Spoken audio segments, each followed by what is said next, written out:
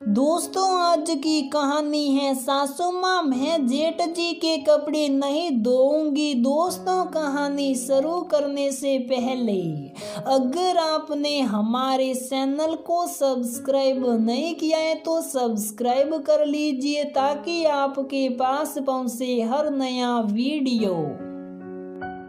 वनिता की शादी को अभी एक हफ्ता ही हुआ था जो रस्मों में ही गुजर गया। असली अग्नि परीक्षा की शुरुआत तो अब होने वाली थी। उसके घर में सास मोहिनी देवी, ससुर रमेश के अलावा जेठ जतिन, जेठानी वसुधा और उनके दो प्यारे से बच्चे थे। अभी वह परिवार को समझने का प्रयास कर रही थी और उससे अभी तक कोई घर का काम करवाया भी नहीं गया था। एक हफ्ता तो रस्मों में ही गुजर गया और हर आता जाता रिश्तेदार जेठानी वसुधा को यही बोलकर जा रहा था कि अब देवरानी आ गई है तो तुझे भी आराम मिल जाएगा। इधर सासू माँ ने पहले ही ताकीद कर दी कि हमने कभी अपने लड़कों से कोई काम नहीं करवाया, उनसे कोई काम कहने की सोचना भी मत। जहाँ वनिता के पति विपिन में सहदता थी, वहीं उसका बड़ा भाई जतिन एक गिलास पानी खुद से लेकर पीना भी अपनी शान के खिलाफ समझता। इधर जैसे ही वनिता ने रसोई में प्रवेश किया, उस पर अब घर की जिम्मेदारी डाल दी गई। उसे रसोई जल्दी बनानी होती थी तो खुद के कपड़े उसने अलग रख दिए कि उन्हें बाद में धो लूंगी। लेकिन जब वह बाथरूम में गई तो देखा कि सब लोग नहा चुके थे और गीले कपड़ों का ढेर उसकी प्रतीक्षा कर रहा था। अपने हाथों की मेहंदी और कपड़ों का ढेर देखकर उसे थोड़ा रोना आया, पर किसी तरह उसने खुद को संभाल कर सबके कपड़े धो दिए। रात को जब उसने अपने पति विपिन से बात की तो उसने भी दो टूक शब्दों में कह दिया कि मुझे इस सब में मत घसीटो, तुमसे पहले भाभी ने भी सब संभाला है। अब वह थोड़ा हैरान परेशान भी थी, लेकिन वह भी हफ्ते भर से देख रही थी कि वसुधा दीदी भी किस तरह लगी रहती थी। पग फेरे की रस्म पर जब आई तो उसका मन उलझनों में ज्यादा गिरा था। जब उसने माँ से अपने मन की बात कही तो उन्होंने बड़े ही प्यार से उसकी उलझनों को सुलझा दिया और थोड़ा धीरज से काम लेने की भी सलाह दी। उन्होंने समझाते हुए कहा, देखो बेटा, तुरंत काम शैतान का कहावत को अपने पल्लू में बांध लो। बहुत कुछ पुरानी पीढ़ी ने भी नाजायज सहा है और तेरी जेठानी ने भी। अगर विद्रोह करोगी तो घर तोड़ने वाली का तमगा भी लग जाएगा। इसलिए प्रयास करो और धैर्य पूर्वक भी काम करो। किसी भी लड़के को पति बनने में वक्त लगता है। वनिता भी ध्यान से माँ की बात सुन रही थी। कभी घर के बड़े शुरुआत के दिनों में अपने नए कपड़े बहू की परीक्षा लेने के लिए छोड़ देते थे कि इसमें सेवा भावना है या नहीं, परंतु गलत आदत का विरोध भी आवश्यक है पर शालीन तरीके से। इससे रिश्ते की गरिमा भी बनी रहती है। रही बात दामाद जी की तो उन्हें तुम प्यार मनोहार से ही बदल पाओगी। कुछ दिनों बाद वह ससुराल भी आ गई। इधर वसुधा के व्यवहार में भी चिड़चिड़ापन बढ़ता जा रहा था कि इसे भी वही सब करना पड़ेगा जो मैंने किया है। ये कोई अनोखी नहीं है। अक्सर उसके लिए स्नान घर में कपड़ों का काफी ढेर रखा होता और जरा सी भी किसी पर वसुधा तनावपूर्ण माहौल बनाने में देर न लगाती। जाड़े के दिन थे, ऐसे में जब वह रसोई से निपट कर कपड़े धोती तो एक तो उसे देर होती और अगले दिन कपड़े भी थोड़े गीले रह जाते। एक दिन वसुधा ने मौके का पूरा लाभ उठाते हुए कहा, देख लो मम्मी जी, जब मैं अकेली थी तो सब काम समय पर हो जाता था और इन महारानी से तो कोई भी काम ढंग से नहीं होता। इनको सुबह जल्दी जाना था पर कपड़े सूखे ही नहीं थे, मजबूरन मुझे नहीं देने पड़े उन्हें। सास जी ने भी वनिता को ही दोषी ठहराते हुए वसुधा से उसे कुछ सीख लेने को कह दिया।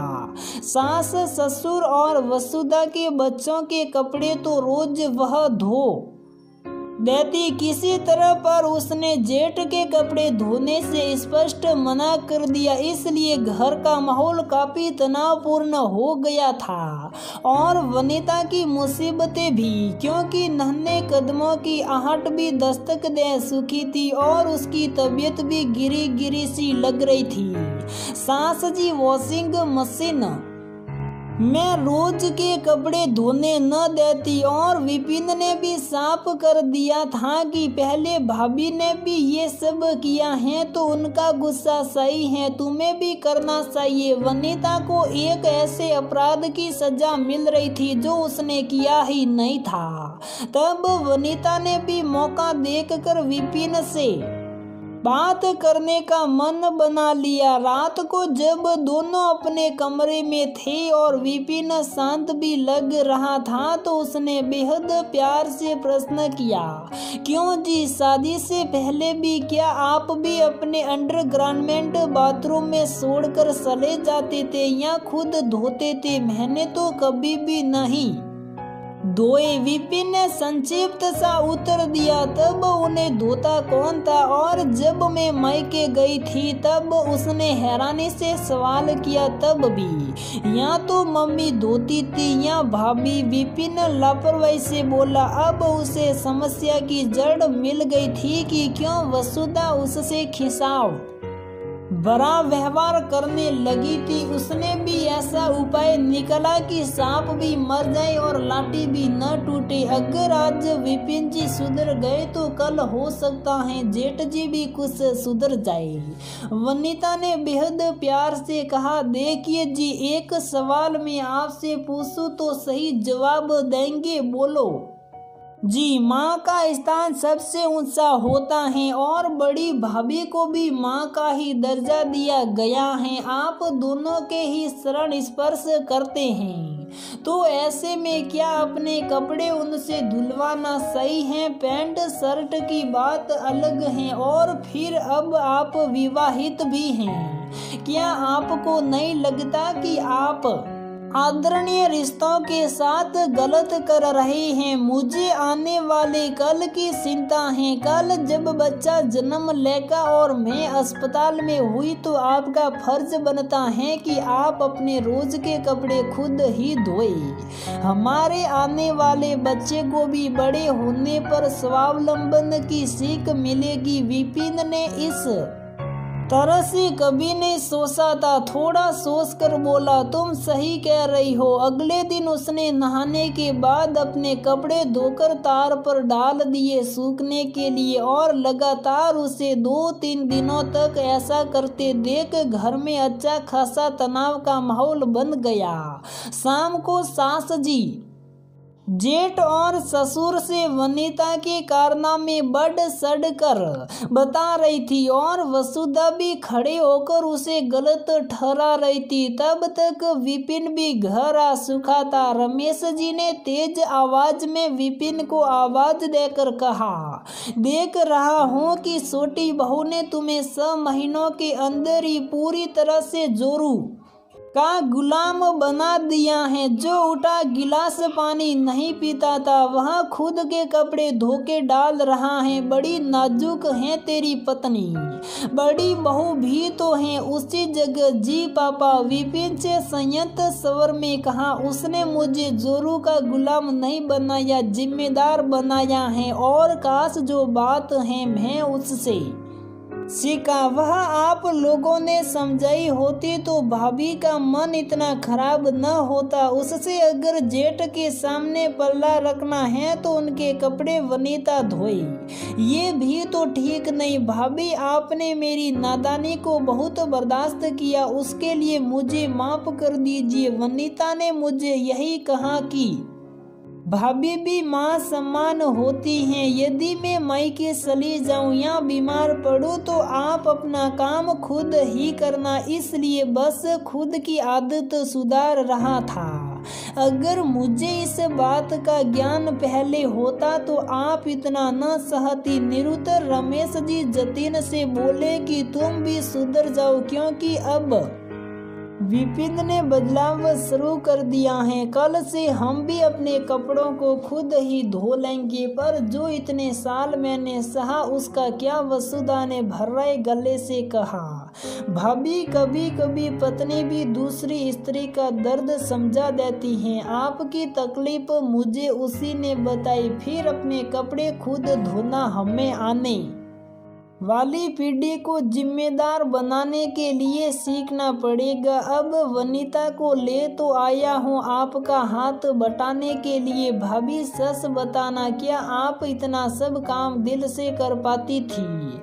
जबरदस्ती और खुशी से करने में अंतर होता है। और सुबह के बुले शाम को घर आ गए हैं तो आप शायद दे दो और वनीता तुम इसी खुशी में पकोड़े बना लाओ। विपिन कान पकड़कर मासूमियत से बोला और माहौल हंसी की आवाजों से हल्का हो गया। अब तक वसुधा के मन का मैल भी धुल चुका था कि किसी ने तो उसका दुख समझा। उसने वनीता से कहा, वाह तुमने तो सिर्फ देवर जी को सुधारा था। जतिन और पापा जी भी रंग बदलने लगे और दोनों मुस्कुराते हुए चाय पीने लगी। तो दोस्तों हमारी ये कहानी यहीं पर समाप्त होती है। अगर आपको हमारी ये कहानी पसंद आती है तो प्लीज वीडियो को लाइक करें, शेयर करें और हमारे चैनल को सब्सक्राइब जरूर करें।